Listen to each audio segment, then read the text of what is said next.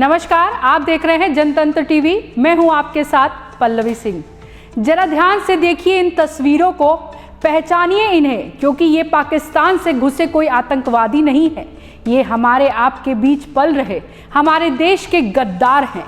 ये हमारे देश के दुश्मनों की तस्वीर है। ये वो हैं जो बाहर से सभ्य और अंदर से सांप है। और ये तस्वीरें चिल्ला चिल्ला कर बता रही है, जब इस देश में हमारे आपके बीच ऐसे सांप हैं और आप बारूद के ढेर पर बैठे हुए हैं, क्योंकि हमारे देश में आतंकवादी कुकुरमुत्तों की तरह उग रहे हैं, हर शहर से निकल रहे हैं। ये वो चेहरे हैं जो सुबह मरीजों को दवा देते हैं, लेकिन शाम को देश को बर्बाद करने के लिए जैश ए मोहम्मद जैसे आतंकवादी संगठनों के लिए काम कर रहे हैं।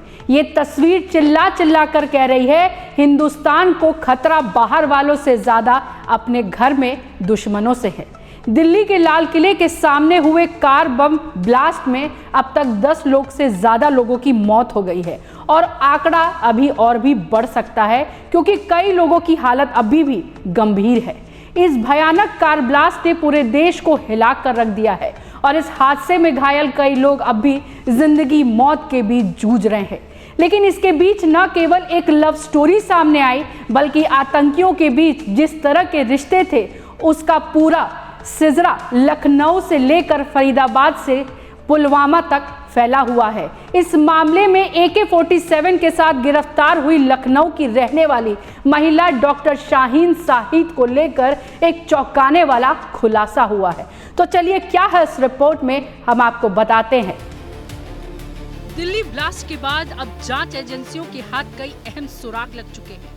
हर दिन के साथ कई कहानियां सामने आ रही हैं। आरोपियों के परिजनों से ATS की पूछताछ के बाद अब इस कहानी का केंद्र बना है फरीदाबाद की अल फलाह यूनिवर्सिटी। यहीं की बिल्डिंग नंबर 17 का रूम नंबर 13, जहां से आतंक पूरी पटकथा लिखी गई थी। सूत्रों के मुताबिक यही साजिश रचने के प्रमाण मिले हैं। इस साजिश की एक प्रमुख किरदार है डॉक्टर शाहीन अंसारी, जिनकी गिरफ्तारी ने जांच एजेंसियों को चौंका दिया। शाहीन फरीदाबाद से विस्फोटक सामग्री के साथ पकड़ी गई थी। शुरुआती पूछताछ में उन्हें ज्यादा कुछ नहीं कहा, लेकिन अब ATS और खुफिया एजेंसियों की पूछताछ से कई परतें खुलने लगी है। शाहीन के पिता सईद अंसारी, जो खंडारी बाजार में रहते हैं और वन विभाग से सेवानिवृत्त है, उन्होंने बताया कि उनकी बेटी 1.5 साल से परिवार से बिल्कुल संपर्क में नहीं थी। उन्होंने कहा 3 बच्चे शोएब, शाहीन और परवेज। उनका कहना है कि शाहीन पहले बहुत सीधी सादी थी। 2013 में अचानक मेडिकल कॉलेज की नौकरी छोड़ दी और फिर कभी ठीक से संपर्क नहीं हुआ। शाहीन पहले कानपुर के GSVM मेडिकल कॉलेज में असिस्टेंट प्रोफेसर थे। वर्ष 2013 में उन्होंने बिना कोई नोटिस दिए नौकरी छोड़ दी। बाद में उनकी शादी महाराष्ट्र के जफर हयात से हुई, लेकिन 2015 में दोनों के बीच विवाद हुआ और रिश्ता टूट गया। 2021 में GSVM मेडिकल कॉलेज ने अनुपस्थित के कारण उसकी सेवा समाप्त कर दी। उसके बाद वह फरीदाबाद चली गई। वहीं उनकी मुलाकात डॉक्टर मुजम्मिल से हुई, जिसने उन्हें अल फलाह यूनिवर्सिटी से जोड़ा। जांच एजेंसियों का मानना है कि यहीं से शाहीन का संपर्क उस नेटवर्क से हुआ जो आगे चलकर आतंक की राह पर मुड़ गया। बिल्डिंग नंबर 17 के रूम नंबर 13 से मिले दस्तावेज, डिजिटल डाटा और CCTV फुटेज अब इस शक को लगभग पुख्ता कर रहे हैं कि इसी कमरे में ब्लास्ट की साजिश रची गई थी। ATS के सूत्रों के अनुसार शाहीन की गिरफ्तारी के बाद उसके भाई परवेज अंसारी पर भी निगाहें टिकी हैं। लखनऊ की IIM रोड पर स्थित उनके घर पर देर रात छापा मारा गया।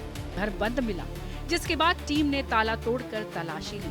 घर में लैपटॉप, मोबाइल, पेन ड्राइव और हार्ड डिस्क जब्त की गई। बाहर खड़ी एक कार पर इंटीग्रल यूनिवर्सिटी का पास मिला। यूनिवर्सिटी प्रशासन ने पुष्टि की कि परवेज ने 1 हफ्ते पहले ही मेडिसिन विभाग में सीनियर रेजिडेंट पद से व्यक्तिगत कारणों का हवाला देते हुए इस्तीफा दे दिया था।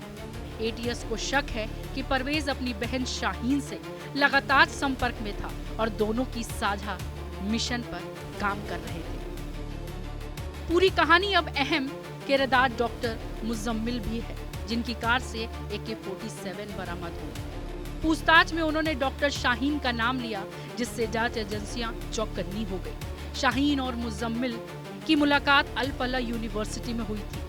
मुजम्मिल वही व्यक्ति है जिसने शाहीन को वहां जॉब से जोड़ने में मदद की थी। एटीएस का कहना है कि शाहीन के डिजिटल रिकॉर्ड में कुछ संदिग्ध ईमेल और विदेशी संपर्क के सबूत मिले हैं। भाई परवेज की गुत्थी भी उलझी है। एटीएस ने परवेज से पूछताछ में कई सवाल दागे, जैसे क्या शाहीन से तुम्हारा हाल में संपर्क था? पहले उसने इनकार किया। हालांकि एजेंसी को मिले साक्ष्य बताते हैं कि दोनों के बीच कुछ सप्ताह पहले तक लगातार बातचीत होती रहती थी। यही नहीं, शाहीन की गिरफ्तारी के बाद परवेज ने अपने मोबाइल स्विच ऑफ कर दिया और घर से फरार हो गया। कई घंटे की खोज के बाद एटीएस ने आखिरकार उसे हिरासत में ले लिया। पूछताछ में एक और हैरान करने वाला पहलू सामने आया। शाहीन के पास से बरामद कार का रजिस्ट्रेशन लखनऊ का था, लेकिन नंबर प्लेट सहारनपुर की लगी हुई थी। जब यह सवाल पूछा गया कि उसने गोलमोल जवाब क्यों दिया, तो सूत्र बताते हैं कि परवेज ने कुछ महीनों तक सहारनपुर के चौक इलाके में क्लिनिक भी चलाया था। यह वही दौरा था जब शाहीन का विदेश जाने का जिक्र परिवार में चल रहा था, लेकिन कोई नहीं जानता था कि वह वास्तव में कहां थे। शाहीन की गिरफ्तारी के बाद परिवार सदमे में है। पिता सईद अंसारी ने कहा, हमें खबर पुलिस से मिली, यकीन नहीं होता कि शाहीन किसी गलत रास्ते पे चल रही है। यह बचपन से डॉक्टर बनना चाहती थी, इंसानियत की सेवा उसका मकसद था। उन्होंने बताया कि शाहीन अक्सर अपने विचारों में खोई रहती थी। तलाक के बाद वह मानसिक रूप से बहुत तनाव में आ गई थी और धीरे धीरे परिवार से दूर होती चली गई। एजेंसियां अब ये पता लगाने में जुटी हैं कि क्या शाहीन, मुजम्मिल और परवेज किसी बड़े संगठन से जुड़े हैं या किसी स्थानीय नेटवर्क की साजिश थी। जांच एजेंसियों ने अब तक जम्मू कश्मीर पुलिस के साथ मिलकर शाहीन और परवेज के पुराने संपर्कों की सूची तैयार की है। कई नंबरों की ट्रैकिंग चल रही है। तो आपका इस पर क्या कुछ कहना है, हमें कमेंट कर जरूर बताइएगा। कैमरा पर्सन मिनाज के साथ मैं पल्लवी सिंह।